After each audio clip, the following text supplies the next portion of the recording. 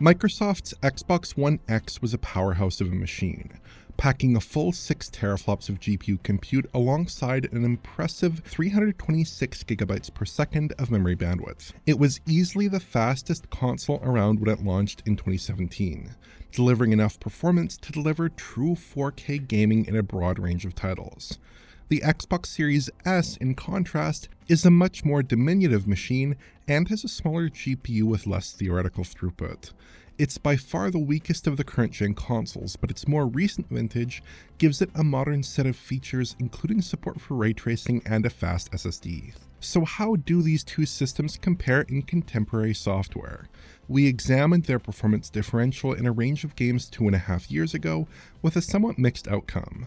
But now we're reaching the end of cross-gen, and we have a whole new set of games to examine, which have presumably been developed with current-gen hardware more firmly in mind. So what does the One X versus Series S matchup look like in 2024, and what does it tell us about the capabilities of the weakest current-gen machine?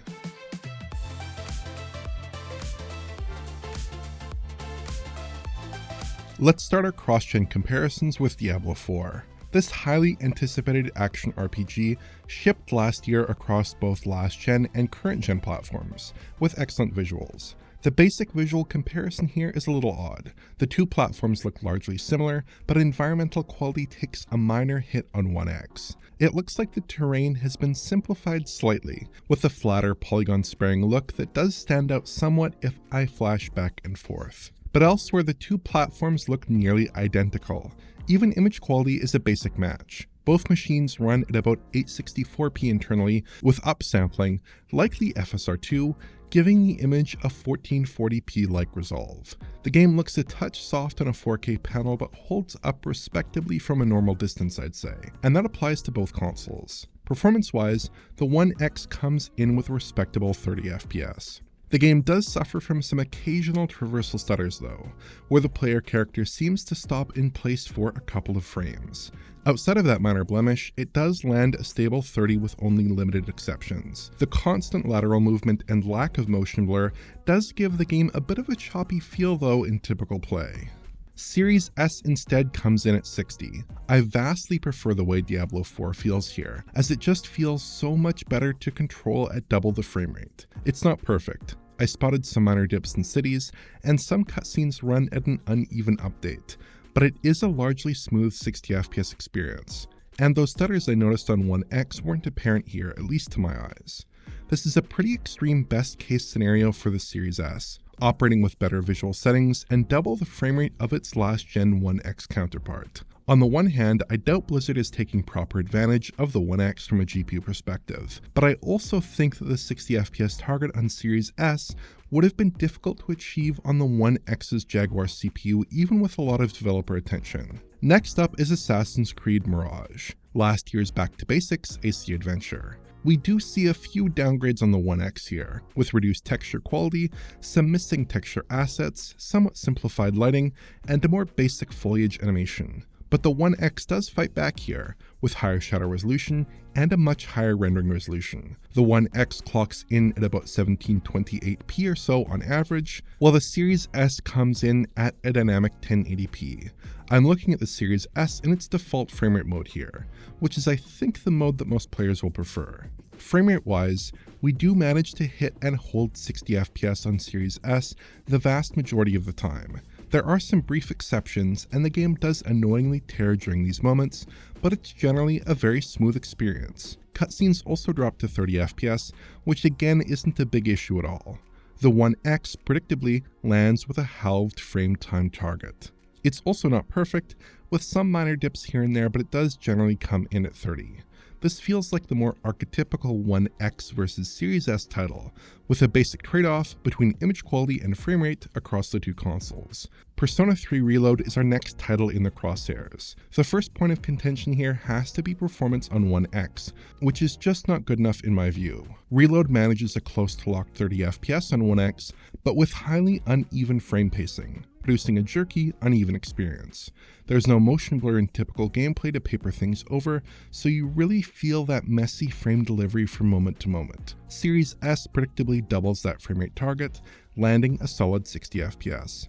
Any frame time woes are basically negligible. I couldn't spot any dips whatsoever in typical play, meaning the game simply operates much more smoothly on Microsoft's pint-sized current-gen console. Reload's Series S outing lacks the high-quality RT reflections that grace the PS5 and Series X versions, so both the S and 1X are stuck with screen space reflections. Other visual settings essentially prove to be a match as well. Resolution does favor the 1X, coming in at around 1440p versus the Series S at 1080p, but the X's frame pacing issues make it hard to recommend. Next up are a pair of Like a Dragon titles. Like a Dragon Ishin is an Unreal Engine 4 title, just like Persona 3 Reload, and we see the same performance wobbles on the 1X here. If anything, I'd say the game performs even more inconsistently with near constant frame pacing problems in typical play. It just feels pretty rough on a pad, and again, there's no motion blur to obfuscate any frame time hitches.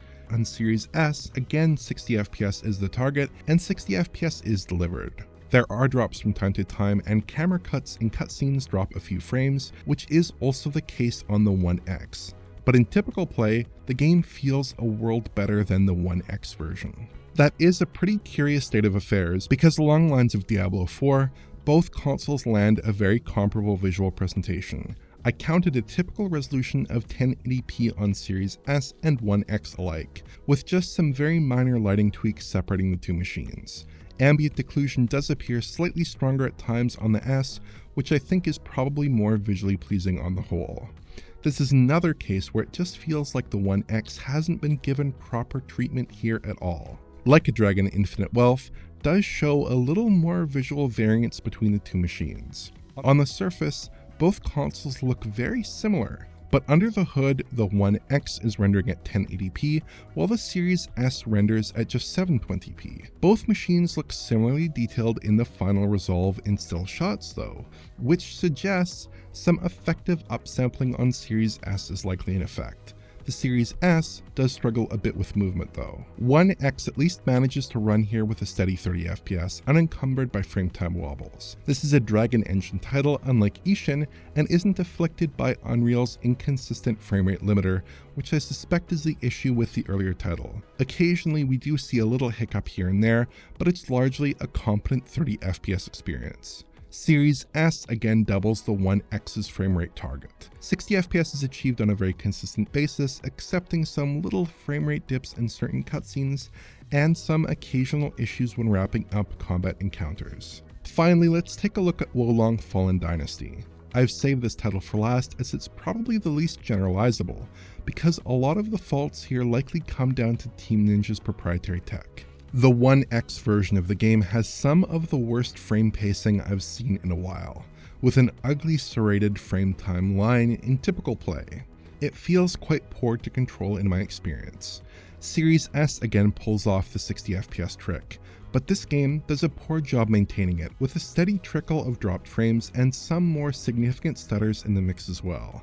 I suspect some of the issues here likely stem from the Katana engine, which has exhibited similar problems in other games. The 1X also suffers from seriously degraded texture quality on a wide range of surfaces, leading to a pretty poor visual outcome. The X has more memory and memory bandwidth than the Series S, but has much lower quality texture work anyways. Other visual settings look similar enough, and the resolution split is 900p versus 1080p, with the 1X coming out on top.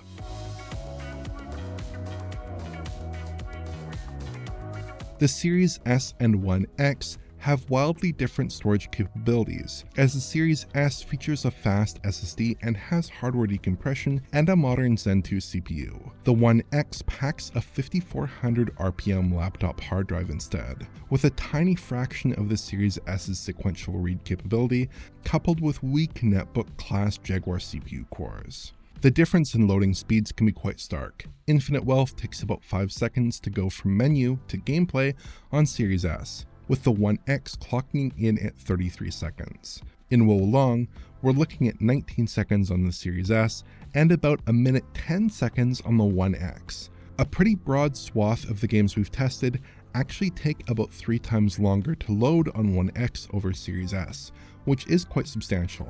I don't expect that any of these games are really taking full advantage of the decompression hardware that the Series S has to offer, as many current-gen only titles load even faster. And games that are fundamentally built around current-gen storage paradigms can load a lot more data into memory a lot more quickly, which is going to be reflected in the overall game experience more than in a simple loading time metric. Still, the loading differences can be quite dramatic even in cross-gen software.